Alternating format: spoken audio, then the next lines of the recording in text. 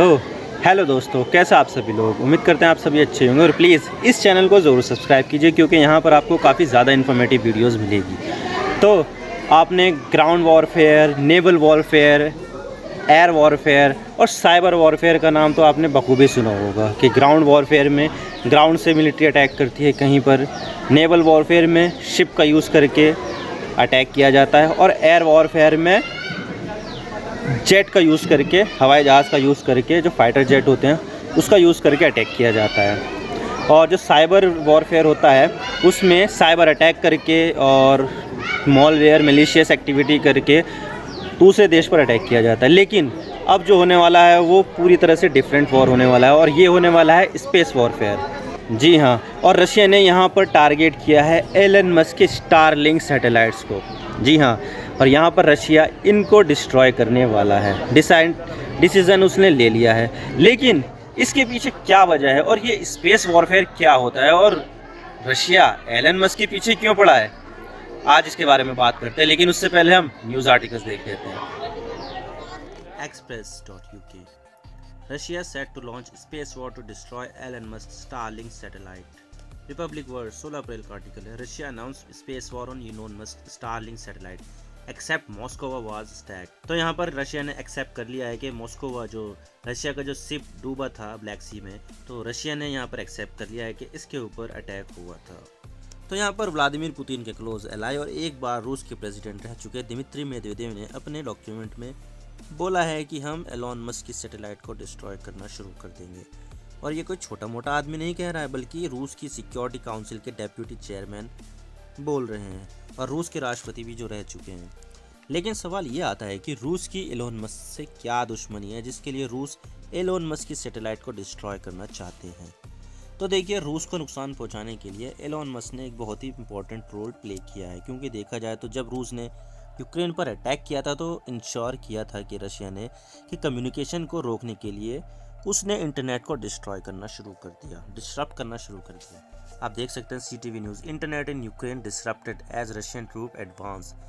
24 फरवरी को रशिया ने अटैक किया था और 26 फरवरी तक आते आते, यानी कि 3 दिन में ही रशिया ने यूक्रेन का इंटरनेट डिस्टर्ब कर दिया।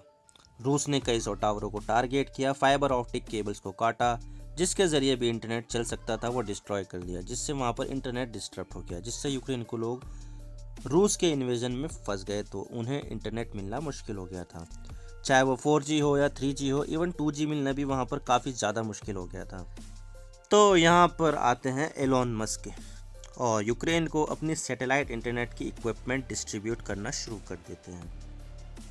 आप देख सकते हैं, Elon Musk SpaceX sent thousand of Starlink satellite internet dishes to Ukraine, company's president says. यानी कि स्टारलिंक सैटेलाइट इंटरनेट की जो डिशेस थी वो हज़ारों की संख्या में यूक्रेन में भिजवा दी। और आप देख सकते हैं किस तरह से यूक्रेन के लोग स्टारलिंक सैटेलाइट से इंटरनेट का लुत्फ़ उठा रहे हैं। ये रखी हुई है यहाँ पर एक एंटीना डिश और साथ में रखा हुआ है वहाँ पर बॉक्स में राउटर, और यहाँ पर सभी लोग इंटरनेट यूज़ कर रहे हैं। और ये इसी तरह से काम करता है कि सैटेलाइट के ज़रिए जो डिश एंटीना होता है वहाँ पर सिग्नल्स पहुँचता है, वो सिग्नल जाता है राउटर में जो उसको एक वाईफाई नेटवर्क में बना देता है। तो इससे यहाँ पर इंटरनेट चल जाता है। इसके लिए कोई भी फाइबर ऑप्टिक की ज़रूरत नहीं होती है, कोई भी टावर की ज़रूरत नहीं होती है, किसी भी एक्सटर्नल इक्विपमेंट की ज़रूरत नहीं होती है। बस यहाँ पर एक वाईफाई राउटर लगाइए, डिश लगाइए और आपका इंटरनेट शुरू। लेकिन आप सोच रहे होंगे कि एलोन मस्क कितना बढ़िया आदमी है और लोगों की कितनी मदद कर रहा है। लेकिन मैं आपको बता दूं कि एलोन मस्क ये कोई फ्री में नहीं कर रहे हैं, बल्कि इसके लिए एलोन मस्क को अमेरिकी सरकार से खूब सारा पैसा मिल रहा है। आप देख सकते हैं, वॉशिंगटन पोस्ट का आर्टिकल है, US quietly paying millions to send Starlink terminals to Ukraine contrary to SpaceX claim. 8 अप्रैल को ही ये सारी रिपोर्ट आई थी सामने। तो पहले तो एलोन मस्क ये शो कर रहे थे कि एलोन मस्क ये काम फ्री में कर रहे हैं, लेकिन जिससे वो आदमी अपनी अच्छी इमेज से अपना बिजनेस अच्छे से चला सके। लेकिन ऐसा कुछ नहीं है, कोई भी चीज़ फ्री में नहीं आती और कोई भी किसी को चीज़ फ्री में नहीं देता है। तो एलोन मस्क ने यहाँ पर सर्विस तो यूक्रेन को दी, अपने सैटेलाइट इंटरनेट की डिश और राउटर यूक्रेन में बांटे, लेकिन इस चीज़ की कीमत उन्होंने यूक्रेन से ना वसूल कर अमेरिका से वसूली है। और अगर यहाँ पर अमेरिका सरकार पैसे नहीं देती तो एलोन मस्क भी कोई इंटरनेट नहीं देने वाले थे। लेकिन सवाल यह आता है कि ये इंटरनेट तो सिविलियन पर्पस के लिए थे, तो रूस को नुकसान पहुंचाने के लिए इसका इस्तेमाल किस तरह से हो रहा था। तो देखिए, आम लोगों के लिए तो ये ठीक है कि वो इंटरनेट चला रहे हैं और पूरी दुनिया से जुड़े हुए हैं, लेकिन यहाँ पर एलॉन मस्क के स्टारलिंक इंटरनेट का इस्तेमाल मिलिट्री बहुत बड़े लेवल पर कर रही थी। और इसके ऊपर कई सारी रिपोर्ट्स आई है सामने कि यूक्रेन की आर्मी एलॉन मस्क के स्टारलिंक सैटेलाइट की मदद से अपने ड्रोन्स का इस्तेमाल करके रूस के टैंक और ट्रकों को उड़ा रही है, जिससे रूस के सैकड़ों या हज़ारों सोल्जर्स की मौत हुई है। तो हम यहाँ पर कह सकते हैं कि रूस को नुकसान पहुँचाने के लिए एलॉन मस्क का एक बहुत बड़ा हाथ है, या मैं कहूँ कि एलॉन मस्क की मदद से यूक्रेन ने बहुत सारे रशियन सोल्जर्स मारे हैं। Starlink satellite technology assisting Ukrainian drone unit. और इतना ही नहीं कि ये सब यूक्रेन सिर्फ रूस के ट्रक और ड्रोन को ही तबाह कर रहा है। अब रूस ने ये कंफर्म कर दिया है कि रूस का ब्लैक सी का सबसे बड़ा वॉरशिप मॉस्कोवा पर अटैक के लिए भी स्टारलिंक के सैटेलाइट इंटरनेट जिम्मेदार है। और इस चीज़ से रूस को बहुत बड़ा धक्का लगा है, और यहाँ पर इस शिप के डूबने से रूस का मोराल काफ़ी हद तक डाउन हुआ है, क्योंकि देखा जाए तो इस शिप पर रूस की न्यूक्लियर मिसाइल भी थी, जो शिप के डूबने के साथ ही वो मिसाइल भी डूब गई। वैसे तो इन मिसाइलों के डूबने से रेडिएशन तो नहीं फैलेगा, क्योंकि देखा जाए तो रेडिएशन फैलने के लिए तो उनका फटना ज़रूरी था, और अब वहाँ पे पानी में तो फटेगी नहीं है, अगर फटेगी भी तो पानी में ही फटेगी। लेकिन इस घटना ने रूस को बहुत ज़्यादा गुस्सा दिला दिया है, और उसने यूक्रेन के कई शहरों पर रॉकेटों और मिसाइलों से हमले तेज़ कर दिया, जैसे कि कीव पर हमले बहुत ज़्यादा किए हैं, और लीव शहर जो वेस्टर्न यूक्रेन में आता है। और अब रूस ने एलॉन मस्क की कंपनी का इतना ज़्यादा इन्वॉल्वमेंट देखकर ये डिसाइड किया है कि अब वो स्टारलिंक के सैटेलाइट को डिस्ट्रॉय करेगा। लेकिन सवाल ये आता है कि क्या रूस के पास सैटेलाइट को उड़ाने की कैपेबिलिटीज़ है।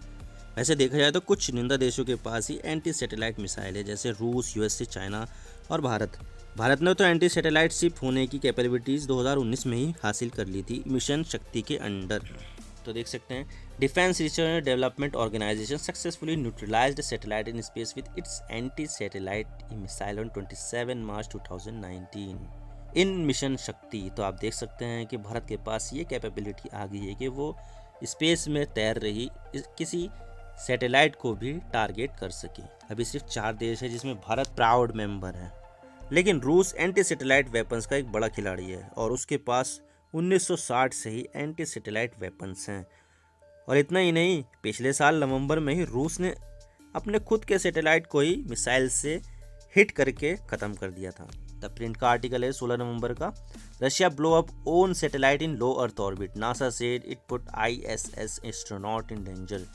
ISS यानी इंटरनेशनल स्पेस स्टेशन, जो तैरता है ना, जहाँ पर एस्ट्रोनॉट जाते हैं और कुछ रिसर्च करते हैं स्पेस वगैरह में, तो वहाँ पर डेंजर आ गया था, क्योंकि जो सैटेलाइट उसने हिट किया था रशिया ने, वो उसके काफ़ी नज़दीक था। तो ऑब्वियसली अगर वहाँ पर हिट कर गया है तो कुछ ना कुछ असर तो ISS पर ज़रूर पड़ता।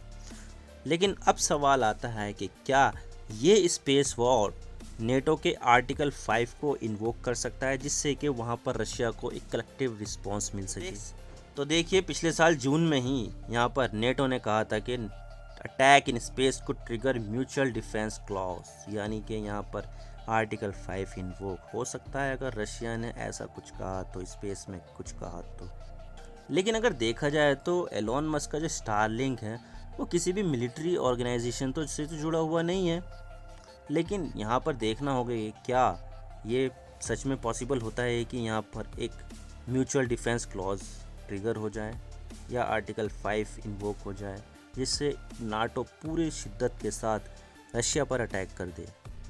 ये तो आने वाला फ्यूचर ही बताएगा। मैं मिलता हूँ आपसे नेक्स्ट वीडियो में, तब तक के लिए मुझे दीजिए इजाज़त। अगर आपको वीडियो थोड़ी सी भी अच्छी लगी हो तो मैं आपसे रिक्वेस्ट करता हूँ कि प्लीज़ चैनल को ज़रूर सब्सक्राइब कीजिए और वीडियो को लाइक कीजिए। Thank you for watching. I really appreciate your precious time. God bless you all. Now signing off.